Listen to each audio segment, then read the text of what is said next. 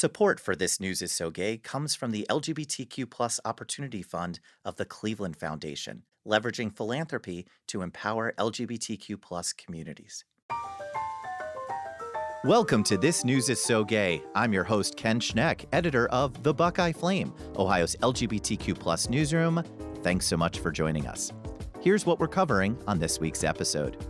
The experience of LGBTQ elders is far too little discussed on this show and in media. What do we need to know about their experience? NBC News has fired a ton of journalists, including eliminating NBC OUT, their LGBTQ news vertical. What does that mean for our media ecosystem? We have more stories this week of LGBTQ safe spaces. What do those locales look like? And of course, queer joy. Where is our roundtable finding queer joy in the news right now? Joining us this week to answer those questions and so many more, senior staff writer for the Buckeye Flame, H.L. Comeriato. H, thanks for coming back on the show. Hello, Ken Schneck. Thank you so much for having me. Do you feel like you have a choice, or is it just when your boss says you're doing this, you're doing this? Yes. Okay, moving on.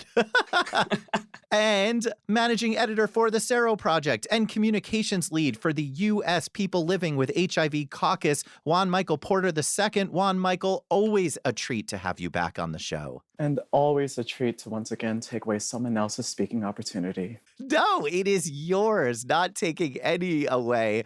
We are a roundtable of 3 this week, and we are now assembled, so let's dive in. In June, Connecticut passed a bill outlawing discrimination against LGBTQ elders in long-term care facilities, and it made me realize we haven't really spent very much time talking about the experience of LGBTQ elders, so let's change that right now. And both of you have done incredible writing on this intersection. H, let's start with you. You have been attending a few ACT UP meetings here in Cleveland. That's a group that has not had to be convened for 20 years here in Northeast Ohio. What has that experience been like, and specifically around LGBTQ elders? It's actually been pretty incredible. If you're not familiar, ACT UP is actually an acronym. It stands for the AIDS Coalition to Unleash Power. And this group was founded in 1987. And since then has been extremely effective on an international level in advocating for people living with the virus and particularly in pressuring the U.S. government to make HIV medications accessible and affordable. And they do this mostly through disruptive public protest, often these really dramatic street theater type actions. So they might do a die-in where they lie down on the street to represent the number of deaths attributed to the virus. And here in Cleveland, we have Gil Kudrin, who is a long-term HIV survivor. We widely consider him a very wise elder in our community. And he's had to revive this group because we are now facing some cuts at the federal level that are going to make it really, really difficult for people like Gil to get their medication. And he's been living with HIV for like 40 years, and he and some other activists have reconvened this group in a way that is really interesting. They've got a lot of younger people, a lot of college-age kids who are interested in taking up this work.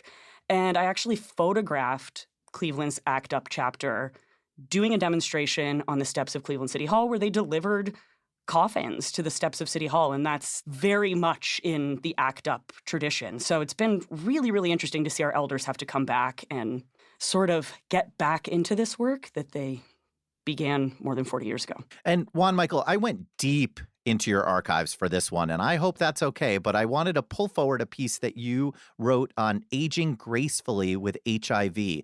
Those are words that you wrote 4 years ago, but it strikes me those are just as current now as they were 4 years ago, are they not? Absolutely. I think I noted earlier that if Medicare is cut, people living with HIV will die because over 50% of people living with HIV in this country are going to be over the age of 50 soon.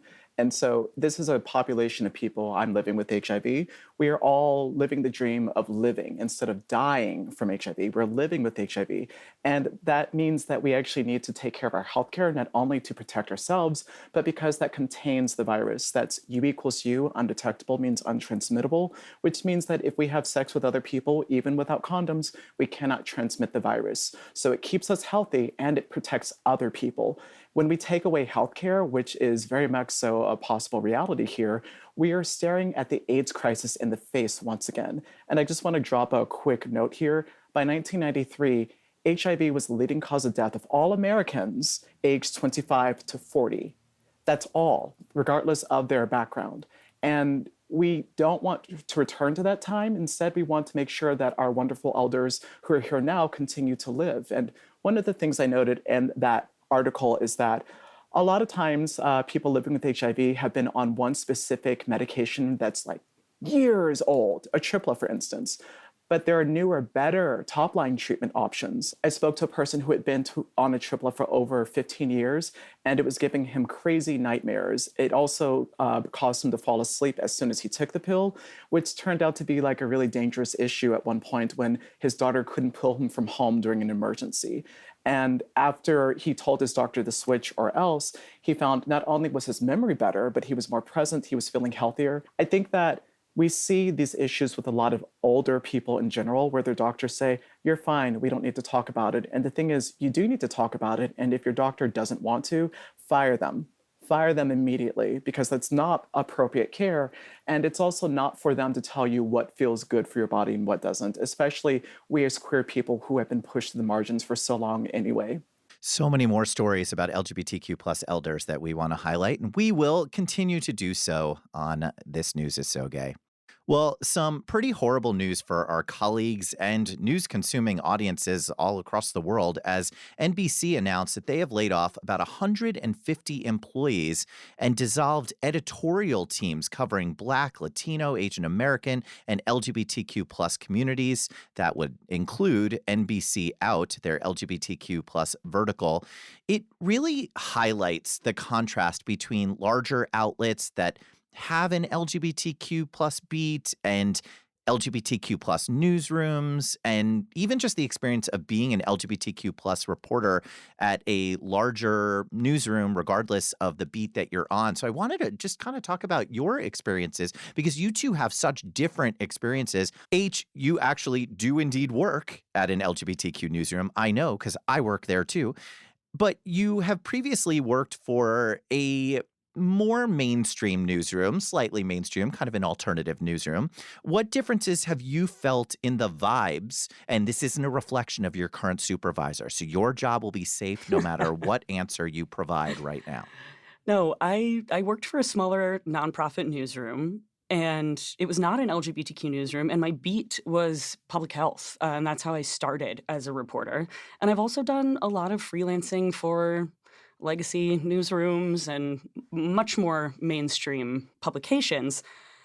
And what I can say for me personally, as an LGBTQ journalist, is that I find, regardless of the beat, it can be very distracting to be the only LGBTQ person in the room. And that's certainly not exclusive to being an LGBTQ person, right? That's a bit across the board in terms of journalism. But when you are able to work in an LGBTQ newsroom around other LGBTQ people, regardless of what you're covering, that distraction is gone. It completely disappears.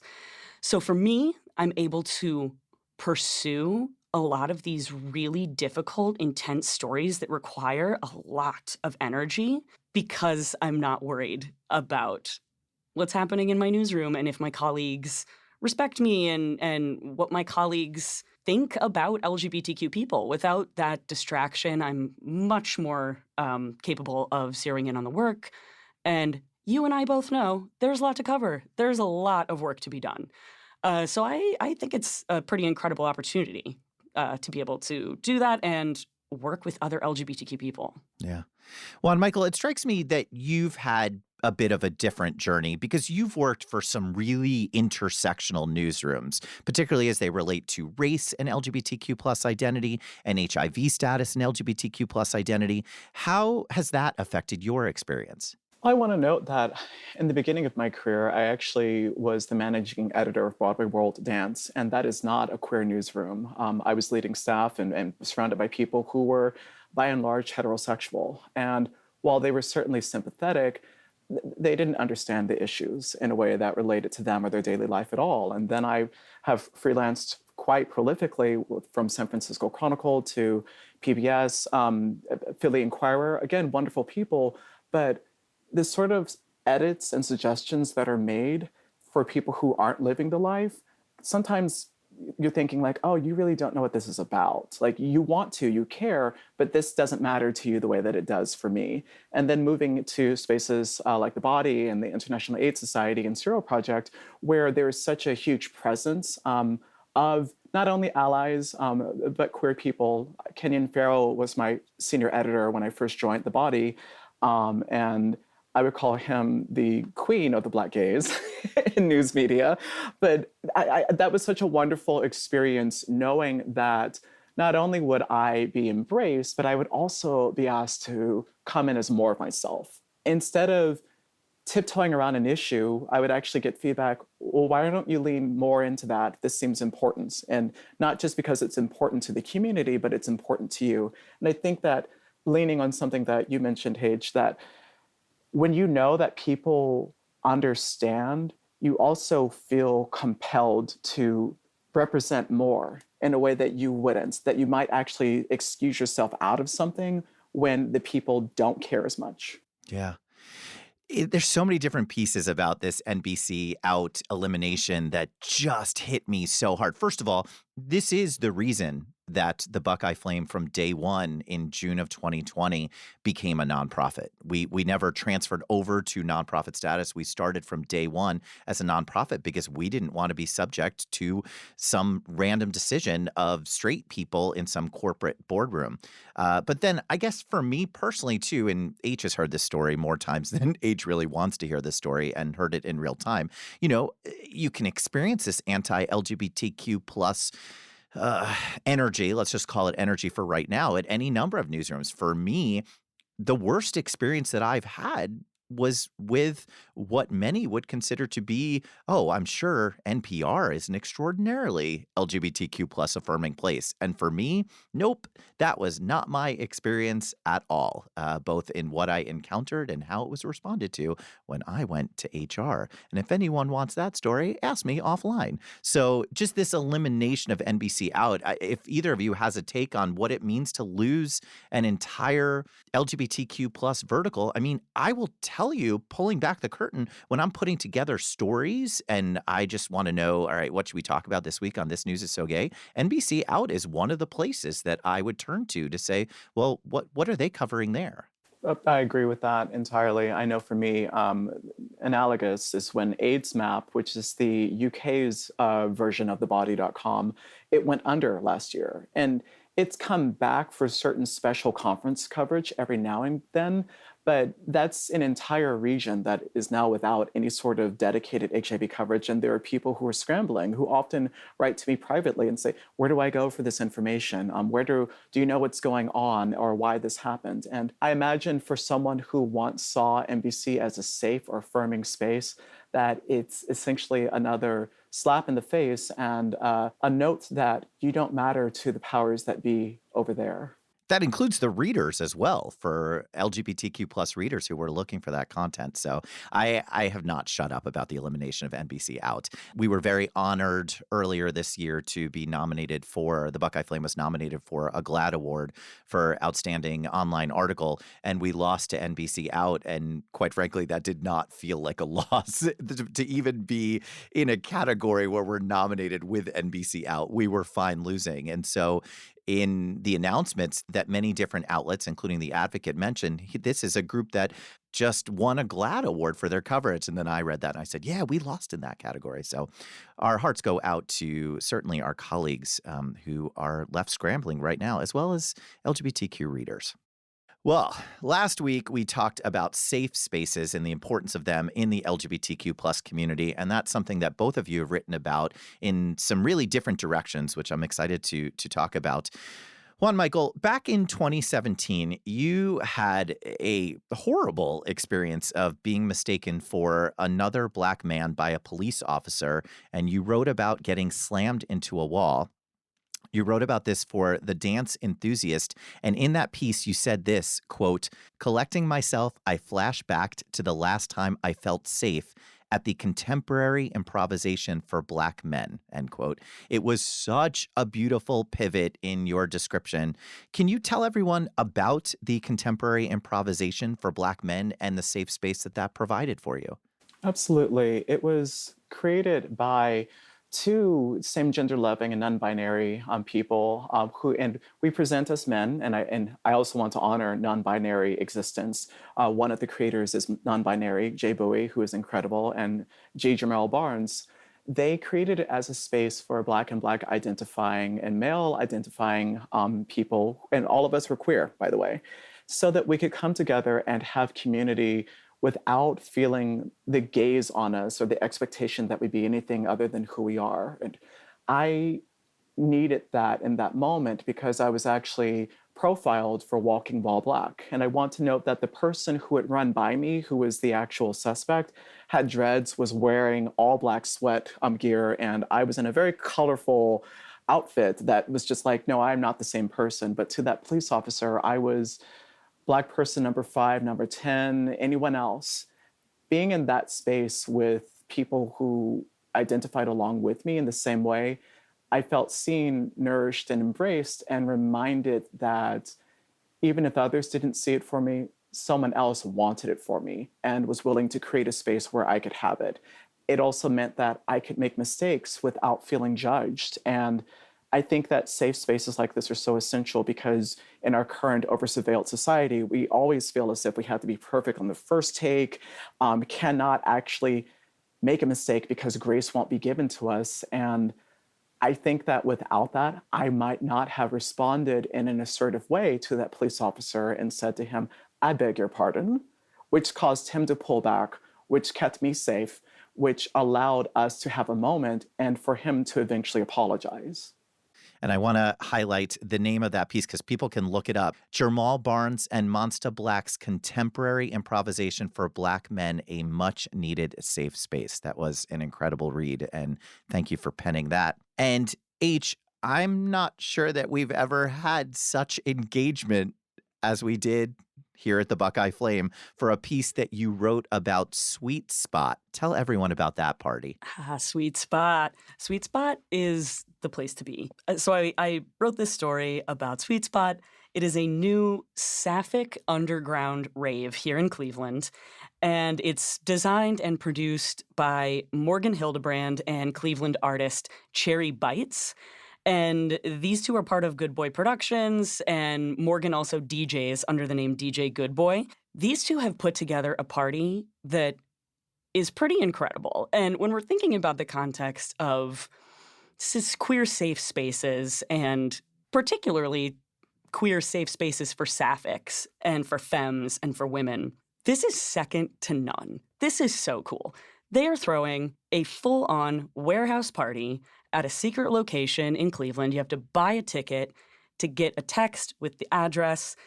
You cannot buy a ticket at the door. It is 400 sapphic people in a warehouse with incredible sculptures and just over-the-top, playful, interactive stuff. They've got DJs that are playing house music.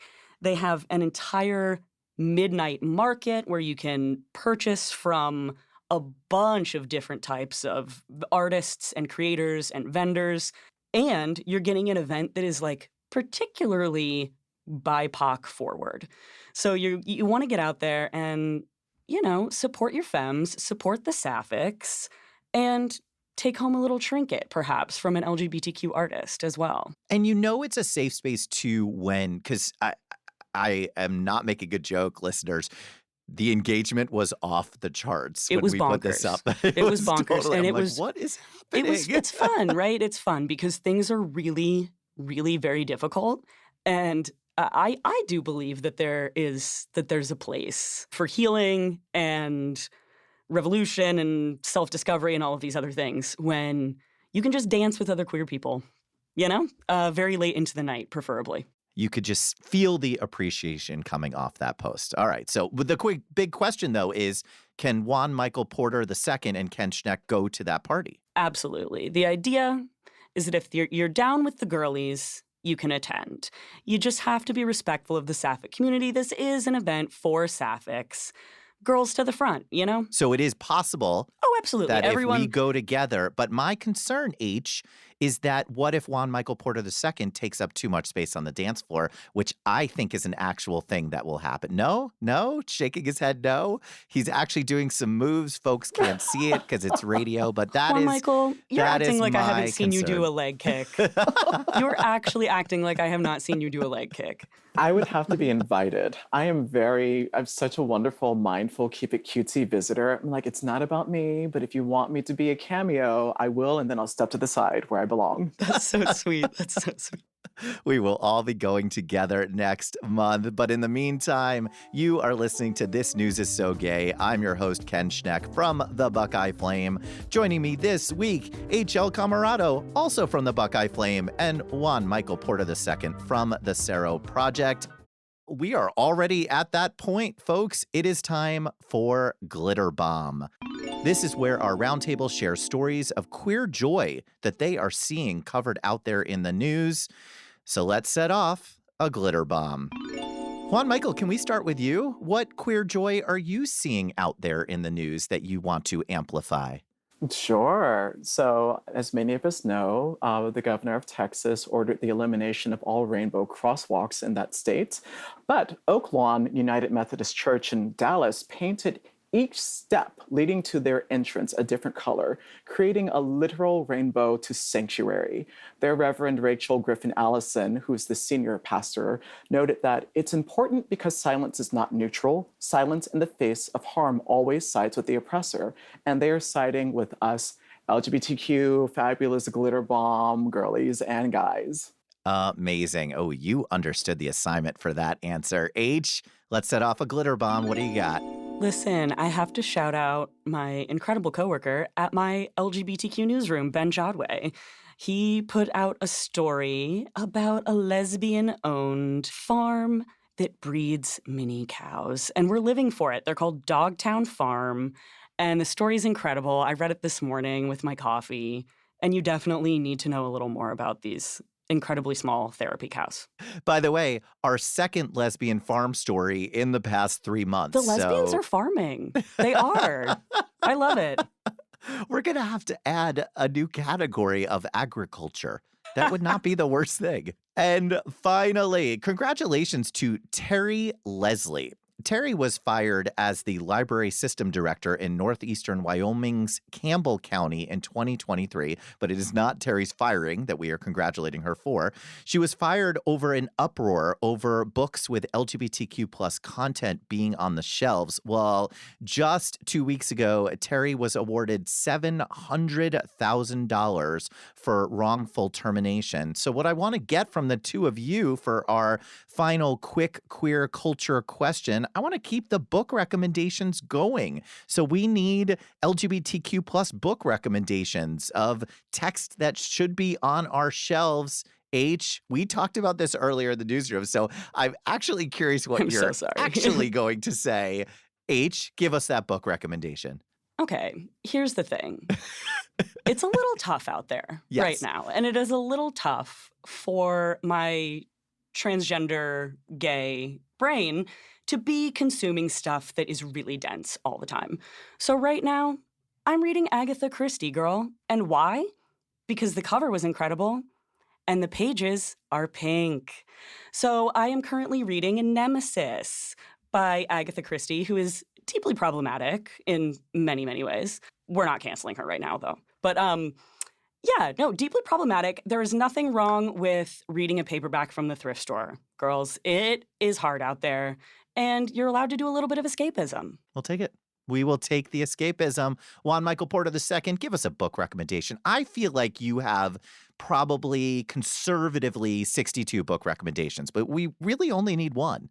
I was going to joke and say where the wild things are because that is so queer-coded to me. It's about being a twink on the town and realizing that it's not happening and going back home, but that's not really true. So I'm going to go with My Body is Paper, which is by an amazing writer who lived and died from AIDS. The book is a collection of his essays and poems, and his name is Gil Quadros. We reviewed them for The Body last year. Kenyon Farrow actually wrote that review. And it's such a wonder to read about this man as he was experiencing the crisis and the relationships that he had, and also the way that he would read down the people in his own life who were taking care of him and comment about the care that he was receiving. It's sort of an affirmation that when you're unwell, that doesn't mean that you have to swallow shit. Yeah, I'll say it. You can stand up and you can complain and you can still make art out of your life. And I think that's exactly what we need right now. Amazing. My Body is Paper. Everyone needs to check that one out. And everyone wants more things to read. So what that means is that we need both of you to keep writing pieces. We want to know what's coming up next for you. H, what are you working on? This is where I hold my breath and see if one of my staff members just said something that I have absolutely no idea that they were working on. So let's find out. H, what are you working on? Well, Ken, as you know, we're diving back into legislation. Yes. So this week, I will be working up a little story on the potential drag ban that we're going to see at the Ohio State House. So that is a little bit unfortunate. But we're also going to get into some fun stuff. There are some new businesses opening in Northeast Ohio that are very, very interesting, and we think our queer readers are going to love that. You're not even going to say more than that, are you? No, I'm One just of them teasing is it. It's I'm teasing teasing it. Across the street from the Buckeye Flame newsroom, but we're not Our going to new tell you all neighbors. what it is. Yeah, all right. You'll find out. Juan Michael Porter II, what are you working on? So I have a story from the United States Conference for People Living with HIV and AIDS that talked about the protests to save HIV funding. And there was something that wasn't included in the coverage at that time, which was the fact that police officers actually directed traffic into the protesters who were disrupting, doing a peaceful demonstration. They could have arrested them, and they chose not to. They directed traffic into these older people who were also disabled, all living with HIV. And I just found it very curious that that wasn't included in any of the reporting. So I said, you know what, it's not too late. We can update that record. I'm also finishing the magazine for the Sero project, Turn It Up, which is for incarcerated people, formerly incarcerated people and their families.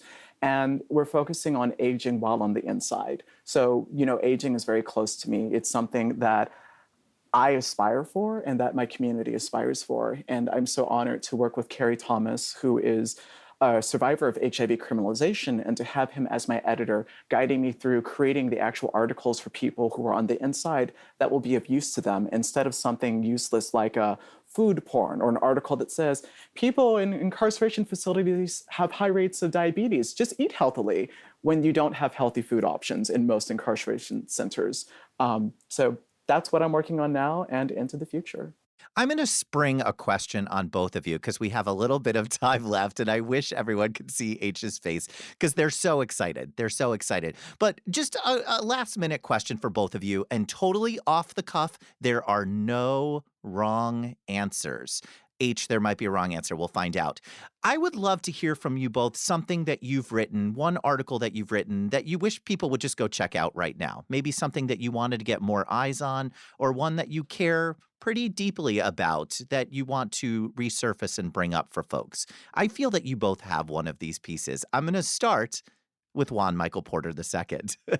Give us a piece that you want to get more eyes on. It's an older piece. It's 5 years ago, and it speaks about something that happened here in Cleveland 5 years ago.